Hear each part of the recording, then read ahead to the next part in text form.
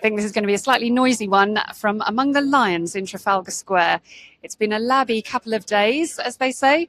It was the London Lab Live event yesterday morning, and I was invited to moderate a session with Grace O Gorman, who's the head of external affairs at the UK Agri-TechE Centre.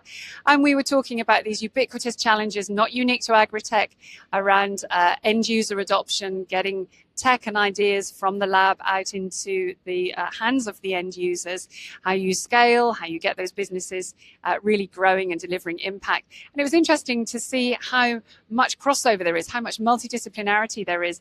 Things that are relevant to agri-tech are also relevant to pharma with a PH, and food and drink and bioprocessing.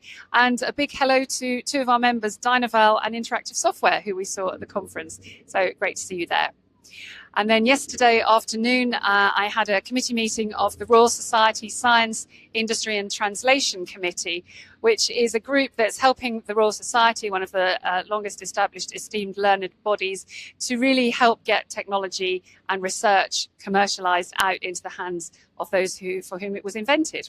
And then last night, Jonathan Haigh, who's the head of Bright Future Science and Technology at Unilever, gave an after-dinner speech at the Labs to Riches dinner. So it's been a labby kind of a couple of days.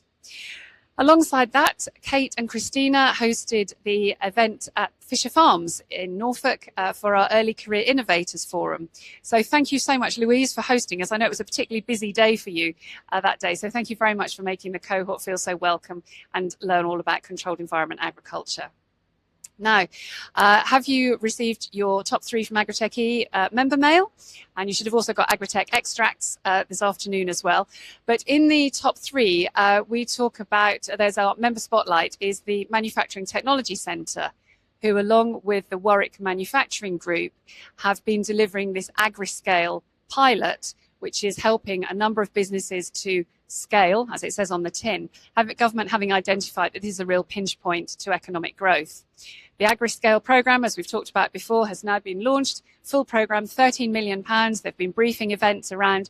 So I hope you're part of that, if it's relevant for you, obviously. And do check out the story on the website. And also, if you are interested in AgriScale, our members, Tatton Consulting, are offering an early screen, sort of eligibility screen for AgriScale to Agri-TechE members. So do take them up on that offer before you start putting pen to paper or finger to keyboard, as it were.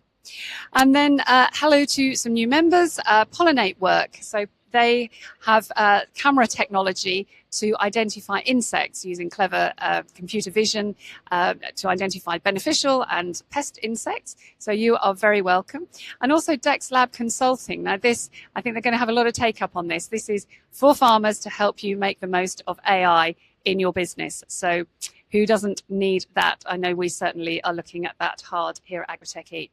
Okay, that will do. Have a lovely weekend. I'm heading back off to the Flatlands. See you next week. Thanks for joining us for this week's Agri-Tech Update. Subscribe, share and stay connected. And don't forget to sign up for our newsletter to get the latest innovations straight into your inbox. See you next week.